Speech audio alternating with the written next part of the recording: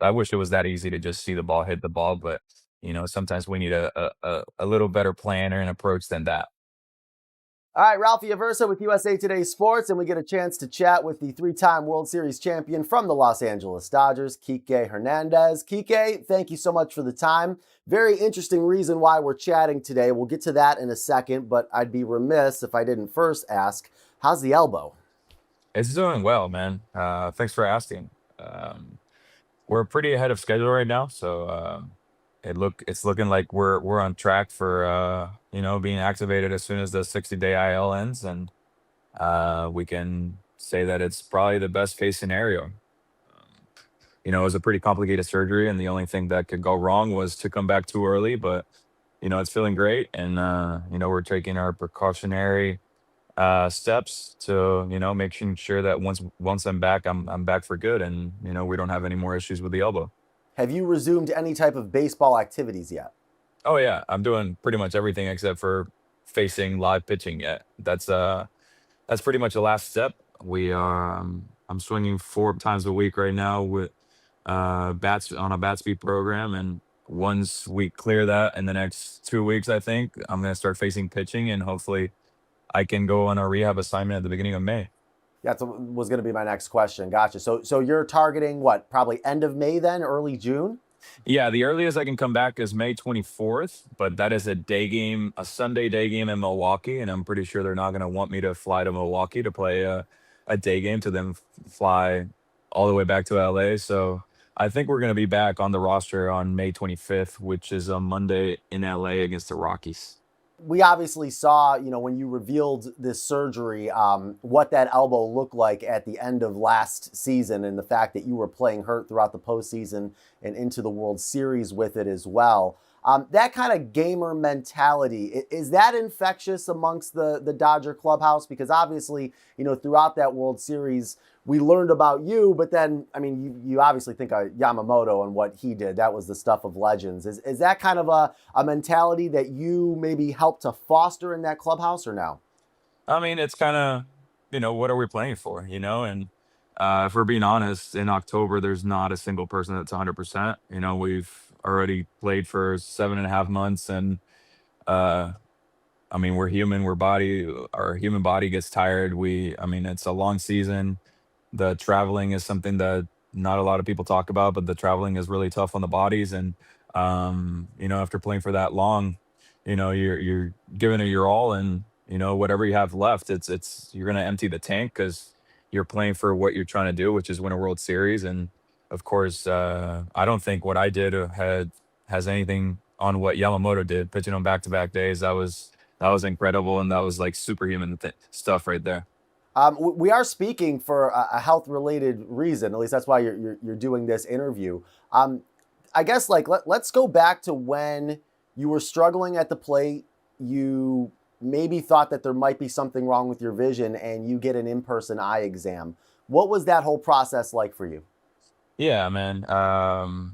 2024 was kind of a weird season. I was looking forward to being healthy, which is what we all as professional athletes look forward to. I was coming off a previous season off-season surgery, and I was feeling pretty good, but I was going through some big time struggles, and I didn't really know what it was. A buddy of mine hit me up, told me that you should go get your eyes checked, and sure enough, I went into an in-person eye exam, and they found astigmatism on my right eye. And as soon as I started wearing glasses, it was a little bit of an adjustment period, but I started realizing that I wasn't really seeing the spin of the baseball, and I was kind of like trying to see the shape of the ball, shape of the pitch.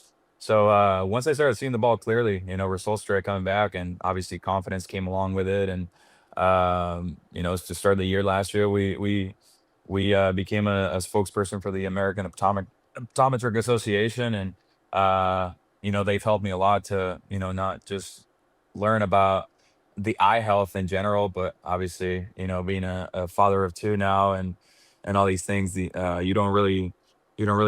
take it for granted because it's eyes, and we just kind of live with it. But there's a lot to do with it, and I don't want my kids to grow with this advantage. So my daughter's about to go into her first eye test in the next 2 weeks here, so she's gonna go with me, and we're gonna both do an eye test, and hopefully she can see a little better than me. Hope everything goes well with that. I have keratoconus actually in my right eye, so I know sadly all too well about in person. And it's interesting, with keratoconus, it's not really curable unless you get a transplant. And I remember when I was first diagnosed, the optometrist telling me that a lot of baseball players that develop this condition end up having to stop playing altogether because they forget seeing the spin on the ball. They have a hard time picking up the ball, period. For you get diagnosed with astigmatism. Where does your mind go? Is it a worst case scenario? Are you trying to stay positive? What's going on there? No, I mean, it's one of those things where, I can see clearly without glasses, but it's just that little bit of prescription that I needed that allowed me to see the ball better. And, it was just a lot of clarity in my mind. It went from thinking maybe I don't have it anymore to just being like, well, shoot, you just couldn't really see the ball, which is the most important thing about hitting is you need to be able to see the ball. And if you can't see it, it's going to be pretty hard to hit it. And, once I started seeing it better, everything else, just came with it. And not only on offense, but on defense too, I was able to get better reads on the ball off the bat and things like that. So, um, like I said, eyes is something that we kind of take for granted, and it's one of the most important things in life just to be able to see. Do you have a see the ball, hit the ball kind of approach when you're at the plate? Yeah, it's not that simple. There's times where you're struggling and you're thinking about a lot of things, but and that's when you get back to all right, just see the ball, hit the ball kind of thing. But nowadays with pitchers having the stuff that they do these days, you kind of have to, you know, pick your area of the plate where you want to swing at. You got to, sell out for a specific pitch. And everything that I just said comes with technically seeing the baseball. But if sometimes I wish it was that easy to just see the ball, hit the ball, but sometimes we need a little better plan or an approach than that. All right, I want to have a little fun with you here. You mentioned obviously we've seen you, wearing glasses as well on the field. Athletes wearing rec specs, as they're sometimes called, no stranger to people who have, watched sports over all sports really over the decades. Do you have, or could you put together for me a Mount Rushmore of athletes who have worn rec specs? Oh, I mean, off the top of my head, I would have to say Kareem. Um, we can, they were the old school aviators, but I feel like Fernando was wearing them for a little bit. Oh, there you go. Okay. Um, thinking about it, like right now, Anthony Davis is wearing glasses now. He's gonna be a first ballot Hall of Famer in the NBA. So why not? And then Mount Rushmore, is it 4 or 5? 4. All right. Since I don't want to include myself, I want to include my teammate now, Max Muncy. This is, we internally had this conversation beforehand, as we were trying to figure out what questions to ask you. You pretty much, the Fernando one was interesting. Now I had, and I'm a little older than you, grew up, first started watching NBA in the early 90s. So Horace Grant was another person for me that kind of was, Yeah, of right course on there, he NBA was part champ. of MJ's Bulls for sure. Exactly. That's a pretty good list right there. All right, let's talk about something. Obviously, the glasses. Something else you've been known for on the field are your necklaces. As you get ready to kind of ramp back up here, rehab assignments, and get back with the team, have you started thinking about what's going to be around your neck come later this year as you're playing?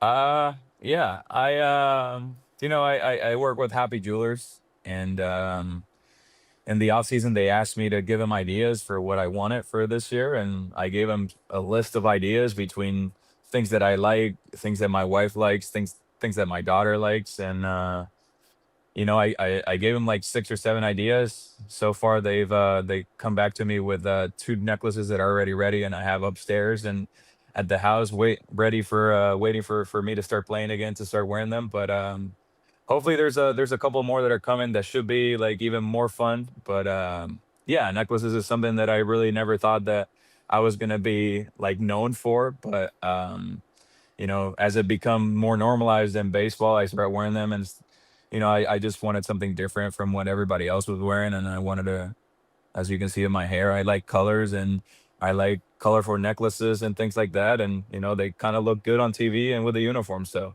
it's just a way to show my personality without having to say anything.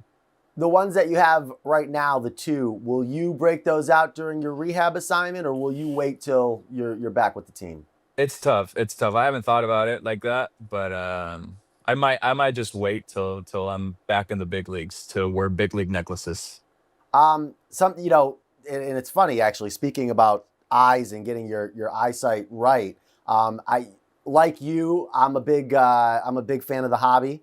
Actually, got a lot of stuff right here. I'm going to see if maybe you can tell me what I'm going to rip later tonight for the first Oh time. wow! All right. Yeah, to start off with, I got a blaster with your Stadium buddy Club. Freddie there, and then some fat packs as well. 2025 Heritage, update from last year, 2026 Heritage, and Series 1 from this year. So I don't know if you have a particularly favorite product right now that you rip, but I mean, as much as I love sports and I love Pokemon, like entertainment cards are, I love entertainment cards, and Disney Chrome it's up there as one of my favorites. Right now, I'm ripping a lot of SpongeBob because there's some superfractors. The big superfractors are still out there, so I'm hunting in those. And then last week, Deadpool came out, and a lot of people overlooked Deadpool product, Topps Chrome Deadpool, and um, I started ripping Deadpool, and I quickly became obsessed. It's a sick product, and I can't get enough of it. what's one card in your PC that we would be surprised to hear about? One card of my PC. I don't know, man. My PC involves a lot of Pokemon. I started collecting myself once I found out that my now son, when we found out he was going to be a boy, I started going out after every one of my cards and put them in a slab. So I have a lot of my own cards, and then I have cards of every Puerto Rican Hall of Famer. One athlete that I actually collect is Ilya Topuria in the UFC. He's my favorite fighter, so I collect him. But honestly, one of my favorite cards is a card that I was able to get last year. It was in the Bob Ross product in baseball, and there was a dual card of Sandy and Kirsch, and I got both of them to sign that card, and it got graded a 10 with a 10 auto. So that's gonna be in my PC for a very long time. All right, two questions, because this is actually kind of where I was going. With your glasses now, are you able to eye up what'll grade out better? Um, yes, I still use a little magnifying glass, but it's tricky, man. It's tricky. PSA has they I don't know if their graders go based off their good days or bad days, but a lot of times getting tens is getting hard. So you know, whenever I get a 10, I celebrate it because it's not as easy as they used to come. I know he's around the team quite a bit. What's the approach like with Mr. Koufax when you ask him to sign that card? Oh, I mean, to be honest with you, one of the clubbies was able to hook it up because obviously I have a great relationship with Sandy, but obviously Sandy's not as young as he used to be, so he's not coming around that much. And I had the card in my locker all year long, and I got Kirsch to sign it right away. And the clubby knew that I had the card in the locker, and we were just waiting for Sandy to come by. And Sandy came during the playoffs, but he was only in the locker room during the game, and obviously I'm on the field. But luckily, the clubby spotted him and went into my locker, opened the drawer, grabbed the card, and had Sandy sign it for me. So he came in super clutch. Gabe Torres came in super clutch for me. Extra reward for Gabe, or just an attaboy and he kept it moving? Oh no, I mean I take care of Gabe. He's a huge Pokemon collector too. So we nerd about Pokemon all the time. Interesting New York Times article that recently came out talking about the popularity of Major League Baseball, and perhaps that is becoming more popular again than the NBA. That led me to a few different things, but the one I at least want to ask before we wrap up: how do you feel about load management as an athlete that signs up for these 162 game marathons?